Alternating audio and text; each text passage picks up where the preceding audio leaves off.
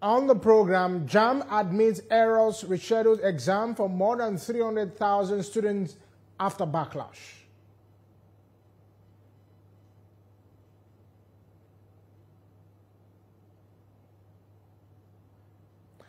And it's the day of the boy child. We realize their importance, challenges, and potentials.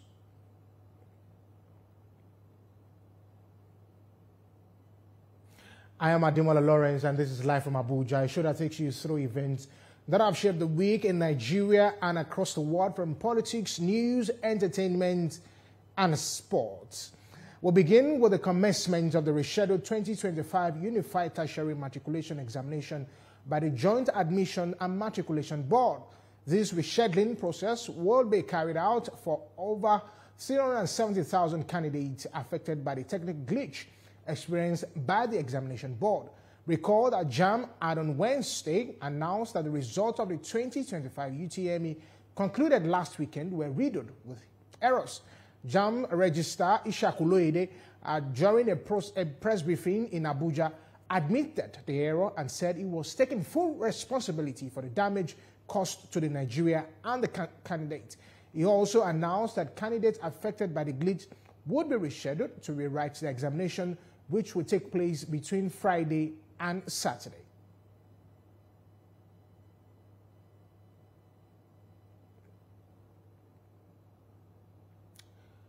And of course, joining me live is a lawyer, politician, and public policy analyst, Ekunife Ogbonaya.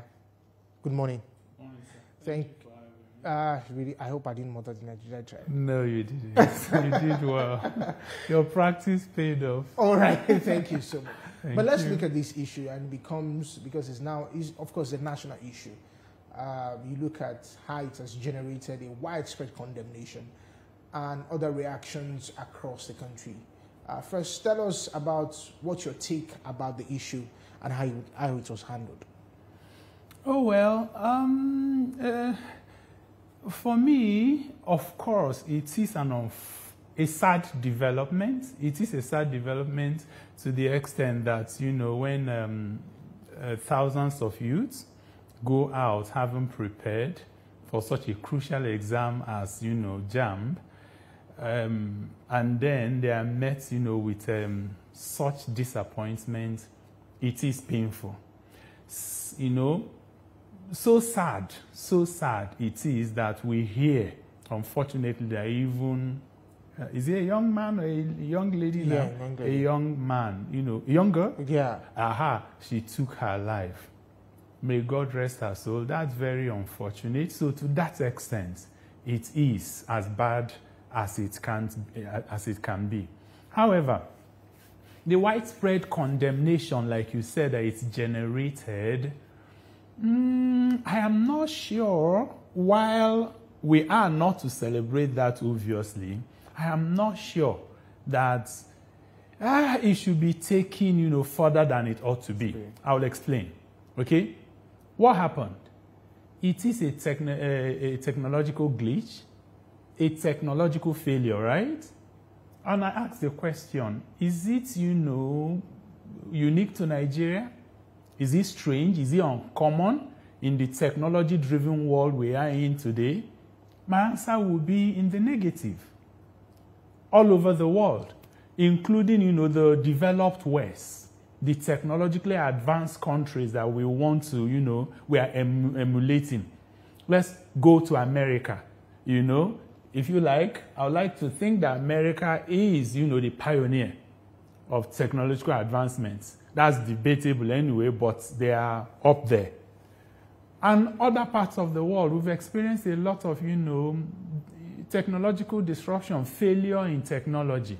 There are so many notable ones. I can remember that in July, that's around July 2024.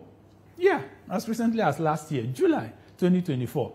I remember that Microsoft, the famous Microsoft, that you could say is the poster child for modern advancements in technology, you know, it's experienced serious technological failing where its Windows, Microsoft Windows, had, you know, this glitch and it failed millions of users, you know, and that had huge impact on trade, businesses. You don't want to mention the cost it has, you know, all over the world.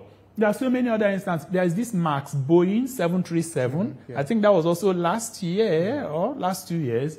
Okay, its software technology failed. It led to a lot of crashes to the point that it was grounded globally. Do you understand? It raised a lot of, you know, issues about aviation safety. I could go on and on. Amazon, the e-commerce giant. At a point, the AWS, Amazon Web Services, had also a technological glitch when its cloud, you know, platform failed.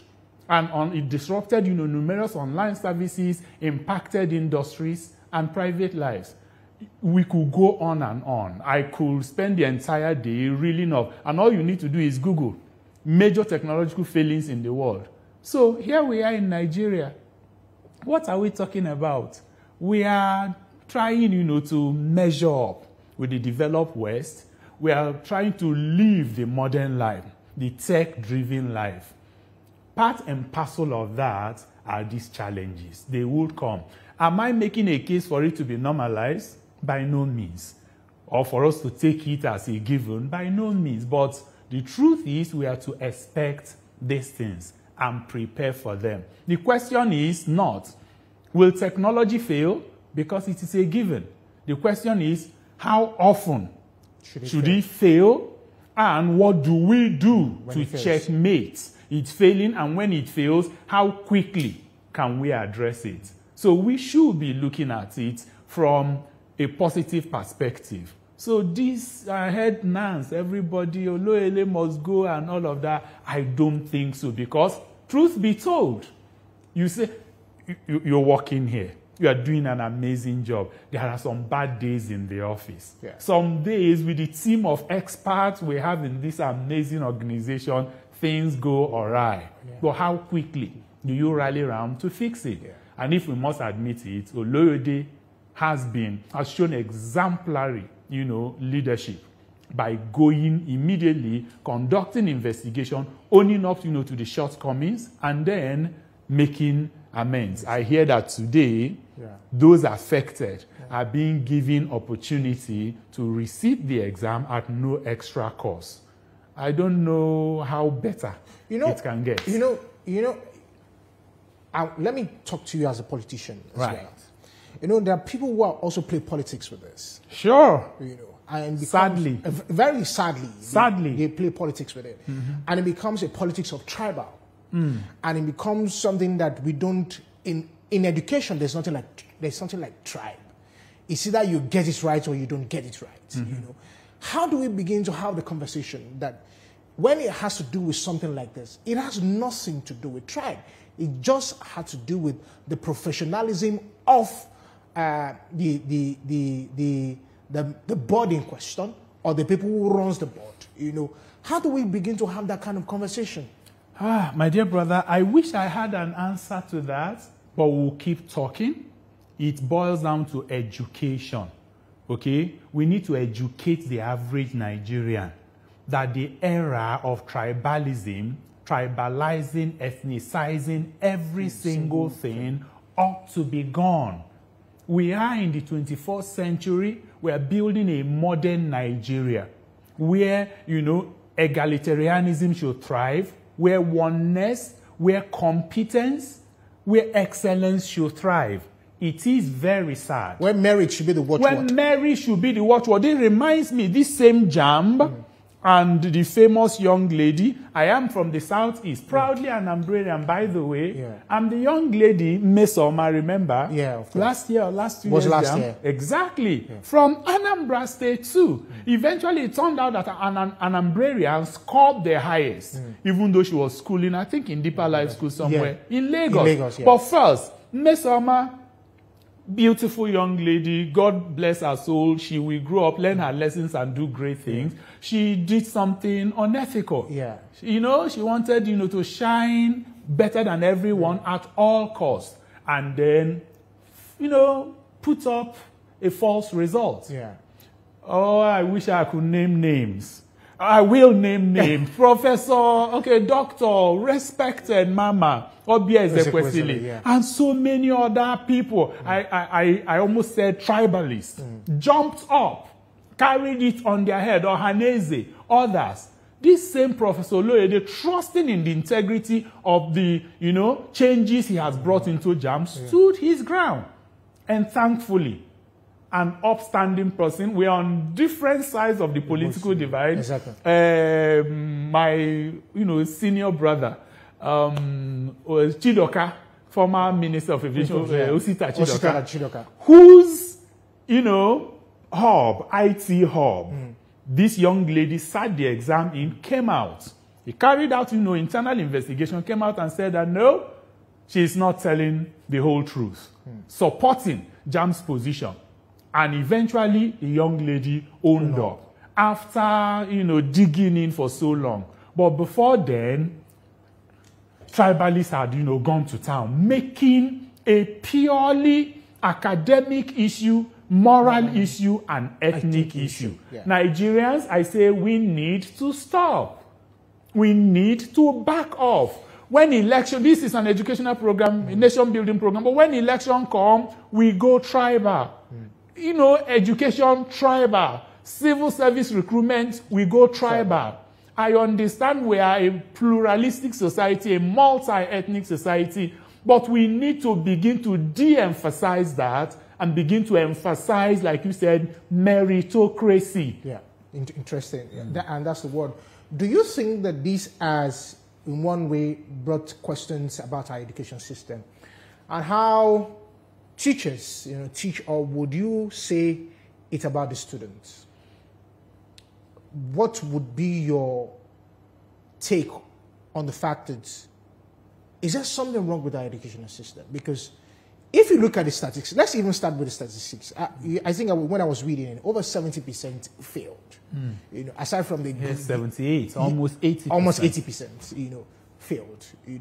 So does it have to do with our school curriculum, educational curriculum, or does it have to do with the students itself, themselves? In terms of how to prepare for an exam and the period that they have, because it's 1 year.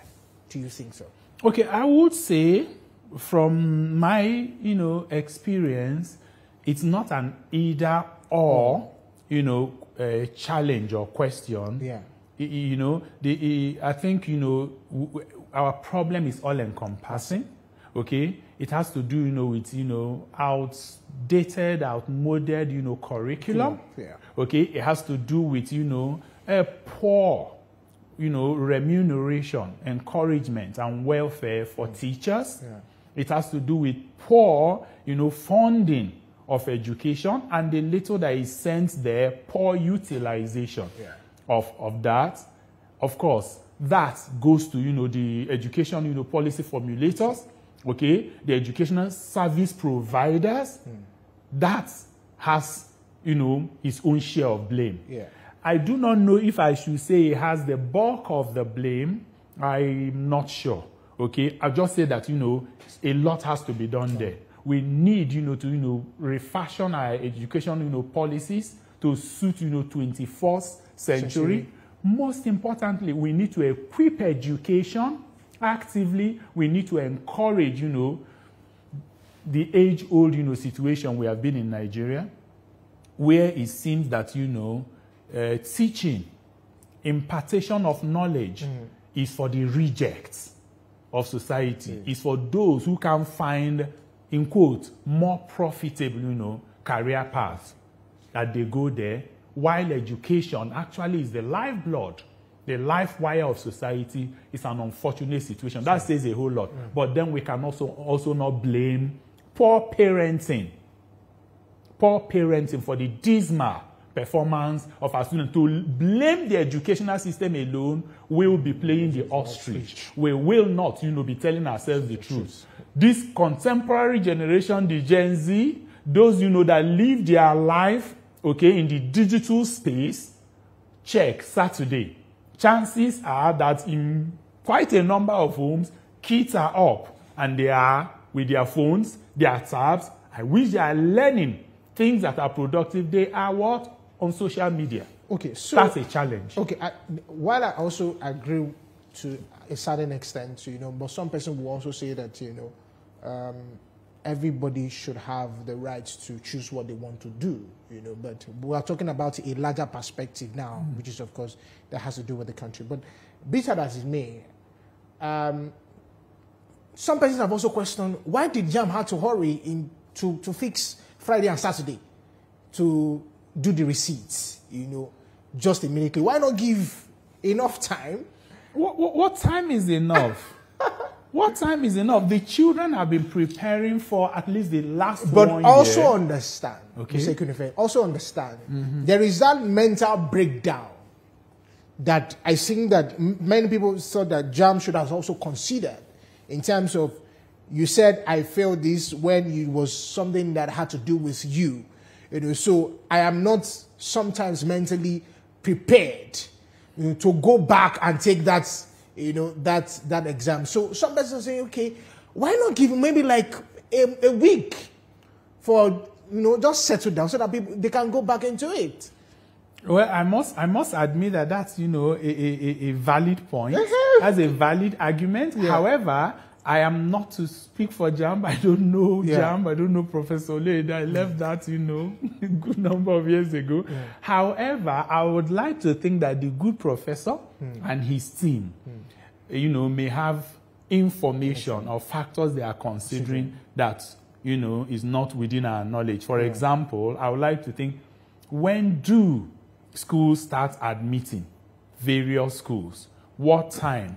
What processes, do they go through for, that to work? Is there anything that if JAMB does not act right now might be a problem, in the admission of various schools and generally the school calendar, in the country? I do not know. However, generally, I would like to think that if I, during my day, was involved in this, and then I was like, oh God, I have failed. And they say, no, you have an opportunity. I prepared for long. I think a new energy will naturally, well up within me. That's another angle. We go. Do you understand? That's another angle. So it's neither here nor there. But like I said, I'm sure the professor and his team have, genuine grounds to fix this immediately. Not like the other argument is not valid as well. But let's also look at, some persons have also said the JAMB results should be valid for 2 years. Yeah, I've heard that, and I think that's a sound, logic. As a path we should, explore. JAMB does not exist, to my mind, just to be generating, revenue. I hear that in other parts of the world, when you write, it's valid for more than a year or two, thereabout. I don't think why that should not equally obtain in Nigeria here. For example, a young man, a young woman wrote this year, scored very high. It is the same brain that he will have next year. If for some reason, either family, financial dynamics did not favor him, or the general, school admission policies did not favor him, I don't see why that boy or girl should be made to go back next year and write again. Do you understand? Are you saying that, something has gone wrong with him if there is no accident or whatsoever, or that the educational curriculum has, changed substantially in a way that the results he obtained last year cannot take him into higher institution to function? I think that, and I heard, I don't know what happened. There was a move at the House of, the Parliament. I don't know if it's Senate or House of Rep right now, to, make that, part of our laws. I don't know what has become of that. I do hope, if it was not passed, if maybe last, Parliament didn't pass it, I do hope that it can be resurrected and something done about it. Our last parting shot. Right. Some parents are saying that, JAMB, we're going to sue you. Do they have a case? Oh, well, I don't know. I don't know. You have a right to approach the court, and the court can make, whatever decisions, but you will have to prove, a particular damage that you have really suffered. Okay? How about in the case of the lady who died? Again, my heart goes out to the parents. That's a terrible loss. But again, are you suing JAMB because there was a technological glitch which can happen anywhere, which was not intended, which was not planned? Is that why you are suing JAMB? And if you do that, aren't you opening a floodgate of suits that can actually cripple JAMB? I don't think it is the right path to go. Perhaps government, or I hope that the professor can go out of his way just on humanitarian ground to reach out to the parents, commiserate with them, because I thought about it, and I was like, look, see, if a child, with due respect to the sensibilities of the parents, can take his life or her life because of a temporary setback, something is wrong that is emotional and psychological in nature, that does not have to do particularly with that exam. What is to say that that child, when eventually gets into school, can withstand the rigor, the torture, the pain, the vicissitudes, the failings that is often associated with their academic journey? What is to say that, if that child had gone without trouble from JAMB and got into, if he has one carryover, doesn't meet up with a particular GPA or CGPA, will not do the same thing that he did now. So it's neither here nor there. I do not think that suing JAMB is the way to go. By the way, like I said, this happens all over the world. Why haven't Nigerians, all of us, we should sue the heck out of Professor Mahmood for the electoral, glitch that happened, in 2023. Exactly. These things, like I cited a few instances, are parts of the world that we are now part of, the technological-driven world. We should prepare for it. In fact, there's an argument going around, and I end on that note, that the Attorney General of the Federation, the DSS, should see this glitch as not just, a mere technical failure or technological glitch. That they should do what? Get on their conspiracy theories so that they will make sure that this is not a deliberate sabotage. But are we ruling that out completely? Is it completely impossible? INEC in 2015 said that Nigerian something cyber warriors made attempts on their digital infrastructure. Last year, it was the same reason canvassed by the new head honcho of INEC for not transmitting electronically. He says about over 1,000 attacks. Listen, I end on this note. A global cyber security expert, Kevin Medians, he made a statement. He said, which buttresses this mindset I said that we should also use, beyond saying it is just a technical mishap, suspect possibility of sabotage. That they want to return JAMB to what it used to be, a cash and carry.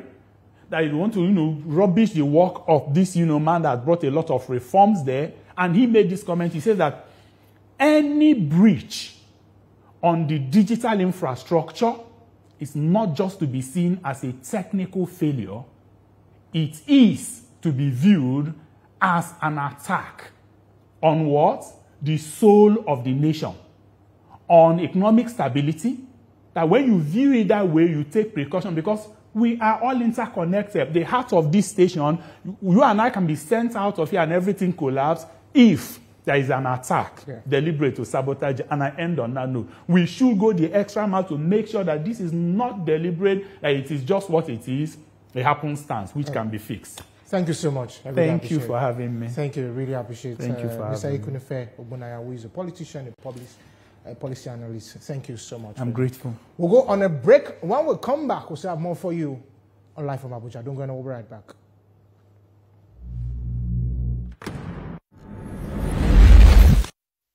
Voted as the best TV station of the year.